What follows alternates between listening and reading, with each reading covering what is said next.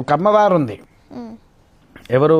రాజమాతంగి దేవి ఉంది. రాజమాతంగి తనదొకటి వశీకరణ మంత్రం ఉంది. ఆ వశీకరణ మంత్రం ఎలా ఉంటుందంటే తల్లి, నువ్వు తినే స్వీట్ ఉంది కదా, నేనే ఉన్నాను, నువ్వు తినడానికి ఒక స్వీట్ ఇచ్చా, నీకు ఆ స్వీట్ ఇచ్చే ముందు ఆ మంత్రాన్ని దాని మీద ఆ స్వీట్కి ఉచ్చరించేసి నీకు ఇచ్చిన.